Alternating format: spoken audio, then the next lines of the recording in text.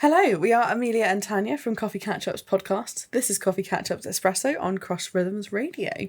Tanya, hello. How are you today? I'm great. I'm having a great day. I'm so glad. I'm really excited for this episode. Me too, because we are going to be talking about our lovely city of Plymouth and also the surrounding area. Mm-hmm. And we're going to just make it a bit of a different one. We're just going to be talking about some good things to do around here. Because do you know what? When I was growing up, I didn't like Plymouth. I was like, get me out, let's go. And now that I'm back, I actually really love it. There's so many great things about Plymouth. Southwest is best. I stand by it. It really is. I've lived in many, many cities and I spend a lot of time in London for work. And I love London. It's great. It's got a lot of energy, lots of things to do. But when the Southwest is in your heart, it never leaves, I swear. Agreed. I just think, what a great place. And actually, I think a lot of people sometimes, particularly in the winter, can feel, there's nothing to do here. It's really miserable. It's raining all the time. What to do? And actually, we live in such a beautiful area and we're so lucky. Yeah, we're so lucky. I mean, Plymouth is so well situated. You've got the sea, you've got the moor, you've got Cornwall. Yeah. Quick drive away. What more do you want, really? Yeah. It's great. Blessed. Really blessed. Really blessed. So we're going to start off with some activities to do with either a mate or a date. See what you did there. Nice. Both at the same time. Or both. Well, you can hang out with your mates and bring your date. Yeah, you can. So have you got any recommendations for us? Yeah, so my recommendation for a cheeky date is the Everyman Cinema in Royal William Yard. Love that. Because I'm sure a lot of people listening will have been already. If you haven't, treat yourself. Because you get like lovely sofas and you can order food and they bring it to you while you're at the cinema. It's like gorgeous. And they have these sofas that are like great for two people sitting together, which is ideal for a date. So you can practice your classic arm maneuver where you just casually yawn and stretch and then place your arm around. Amelia's avoiding me as I'm trying to do it to her, around people. And I tell you what, people think that's a boy move. I've started doing it as a girl move on a date. And it's really funny. I'm like, I love that so much. And they think it's really funny. And I need to cement the idea that I am funny. Yes. Immediately on a first date. That is very important that they know. Absolutely. That is very important. It's a key aspect of your personality is that you are hilarious and therefore this has to be solidified. Do you know what though? I love Everyman. I think it's great. But the one time I've been there, I had a burger, but then my issue was that they put the lights down before I'd finished it. Oh no. And I ended up with because you can't see anything. So I ended up they switched the lights back on. I had burger sauce just dripped down my top. It was terrible, but do you know what, the burger was really good and it was a great experience overall, so absolutely thoroughly recommend that. Thoroughly recommend that. Have you got one? I do. I can absolutely recommend an escape room. So I think we've got several escape room areas in Plymouth. I've done one in Stonehouse and then I've done one of the ones on Derry's Cross. I know there's one in the Barcode as well. That was good. I've done that one. Oh really? Yeah. So good. Fully recommend it. It's so much fun. It is. And I feel like you learn a lot about people. Because you learn how they think. I don't think it's a first date. I think it's a third, fourth, fifth carry on date. Oh yeah, agreed. Because you're locked in a room with somebody who's no escape. Yes. I mean, there is escape. That's the point. I digress. I do have another one actually for any cheese fans in the house. Because I'm a big fan. Now, this is outside of Plymouth. It's taking us to Tavistock, the beautiful town of Tavistock, near where I live. Yeah, beautiful. And if you haven't been, go to Tavistock and you must visit the Country Cheese Shop in Tavistock. Ooh, if you are a cheese fan, it is well worth it. Take your cheese friends. Is that a thing? It is now. It's definitely a thing now. Can you and I be cheese friends? We can be cheese friends. Great. I think some of our conversations are so cheesy that we're cheese friends. Funny. So yeah, they've got loads of locally produced cheese, and you go in and you try different cheeses, and you're like, I'll have that cheese. And I should only go in every so often, otherwise it is dangerous for me. Oh yeah, it does. It does get a bit risky, doesn't it? But yeah, agreed. So good. So good. Now I'm thinking about cheese. Always thinking about cheese. Yeah. Let's think about cheese. Have a little listen to some tunes. Sounds good. We'll be back. So, We are talking about some recommendations for our lovely city of Plymouth. We talked about some activities to do with either a mate or a date. Had some lovely recommendations on that one. Places to eat. Ooh. Where in Plymouth and the surrounding area can you recommend to go and eat? So, firstly, I have to say, I think Plymouth's really upping its game on the old food stuff. Yeah. I, however, living outside of Plymouth, in the surrounding area, love some of the country pubs that we've got our way. So great. So, like, some of my favourite pubs out on sort of towards Dartmoor are the Peter Tavy Inn. Very nice, which is sort of like this beautiful little village sort of tucked away, and it's a really kind of old country pub. Great food. So good. Sort of privately owned, so you're not feeding a chain or anything. It's like, it's great. It's a beautiful pub. Do book, because they book up fast. And you can go for a little walk and then go to the pub. And now I want to go to the pub. Oh my goodness, this is such a dangerous episode for me. And also, the Cornish in Tavistock is really nice. It's sort of more like a sort of a gastropub. Like, is that what you call a pub that's slightly more upmarket? Yeah, I think so. Yeah. I think so. And then just to throw one in, sorry, I've taken 3, but I love going and eating. So just to throw a Plymouth one out there, the Bee Bar on the Barbican does Thai food. And obviously, very nice. I'm a bit biased because I work quite often at the Barbican Theatre, which is above the Bee Bar, but it's reasonable priced and the food is really good. Amazing. So Over and out. Over to you. I've definitely got a couple of recommendations. I think Plymouth Market in general, because I think over the years, I've never really thought much of Plymouth Market. And then I started working next to Plymouth Market in my previous job. And the amount of stuff that's in there is amazing. And do you know what? There's some really great quality food. I've never been. Have you not? We should go and have a little wander around. There's a very nice Thai place in there. Really good pad Thai. There is a Spanish place, I can't remember what it's called, but it's run by a lovely lady called Mavi. Actually a friend of my sister's, but fully recommend her food. It is brilliant. I think there's like Mauritanian food, Moroccan food, Turkish. Like, there's so much, and it's also a great place. You know, just the diversity of Plymouth, I think, is really showcased in the market. Amazing. So yeah, fully recommend going and getting something from there. What else? There's a really nice Polish place called Foodie on Cornwall Street. Just a disclaimer: none of the restaurants we're mentioning, none of this is sponsored. This is just us, you know. Yeah. Just disclaiming that. But yeah, free advertising. Absolutely, go and check it out. Foodie, the Polish restaurant, really, really good. Very affordable. Really lovely food. Really, really recommend that. Loads of other places. There's a great Turkish restaurant on the Barbican called Cappadocia. That was very nice. I feel like what Amelia is trying to say is that if you are struggling to find a restaurant, she's the person to contact. But equally, if you're listening and you're like, hey, you haven't mentioned my favourite restaurant or Plymouth eating place, send us a message. We'd love to know, because we also would love to go. Yeah, absolutely. We always need restaurant recommendations. Always. Loads of great restaurants and places to eat in Plymouth. One more I am going to mention is Mama Rita's on Mayflower Street, because it's just so good. It's Afro-Caribbean food. So good. Funny. Brilliant jollof rice, because, you know, love a good jollof rice. So many other places as well. As Tanya said, if you've got some recommendations for us, we would love to hear them. coffeecatchupspodcast@gmail.com, or contact us on social media. Coffee_catchups on Instagram and TikTok, or Coffee Catchups Podcast on Facebook. And Tanya's looking at me like No, I don't remember them, so I'm really impressed. Yeah, fair. Okay.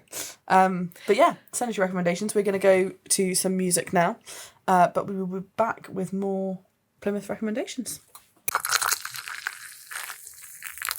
So, welcome back to Coffee Catchups Espresso with Amelia and Tanya. We've been talking about our beautiful city of Plymouth. And some things the surrounding area. And the surrounding area. Represent. Tanya lives at Horrobridge, so she's just, you know, we've got to remember that there's other places as well. We've talked about some things to do. We've talked about things to do with a mate or a date, and also some really lovely places to eat. all of which we also want to hear your recommendations for. So if you have them, do send them our way. But we are also going to talk about free things to do and great sort of nature spots, that kind of thing. Do you want to kick us off? Well, my immediate reaction when we were just chatting about this was, don't you dare take hiking, because that's mine. Because I talk about hiking all the time. I love hiking. It's my favourite thing to do. When I haven't been hiking for a while, I genuinely get hiking, I don't know, kind of pangs for hiking. I don't know what the word is. Withdrawal symptoms from hiking. And we are so lucky to have Dartmoor on our doorstep. Absolutely. It's particularly on my doorstep. I can literally cross the road and I'm on Dartmoor, so I'm very lucky. So it's free. You only need hiking boots, and once you've invested in them, the world's your oyster. Yeah. And it's one of the things I just, on a day off, love to do. Last year or the year before, can't remember, I did the Tours Challenge, which is I try to hike all of the tours on Dartmoor in a year. So if you're bored and you've got a lot of free time, then I recommend the challenge. Very nice. What about you? Nice. I mean, it's more of a summer one, but wild swimming I really enjoy, particularly down on Plymouth Hoe.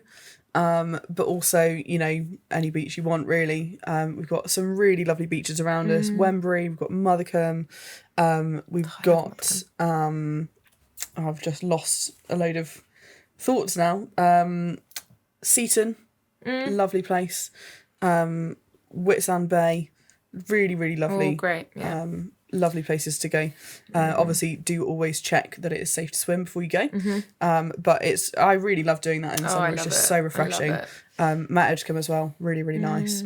But also, just great. We've got some great places to go for walks. Yeah. If you're not a hardcore hiker like Tanya, but you do want some walks, we've got some lovely places to go. We've got Plimbridge Woods. That one's National Trust, but it's free parking. There's no entry fee.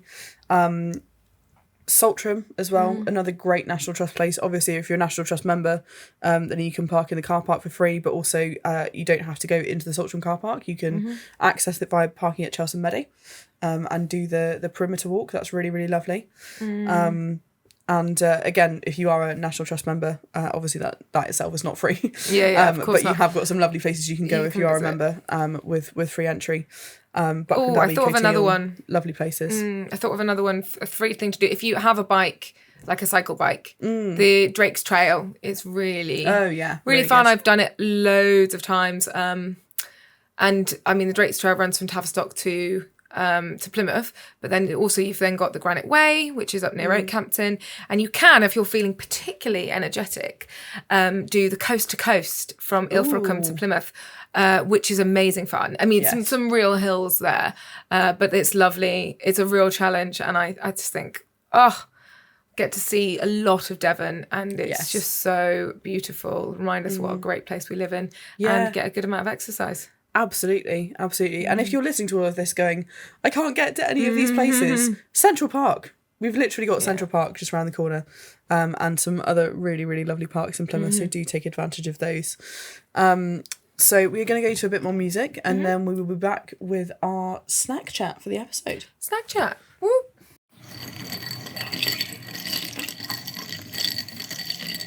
Hello, welcome back to another episode of Coffee Catchup Espresso.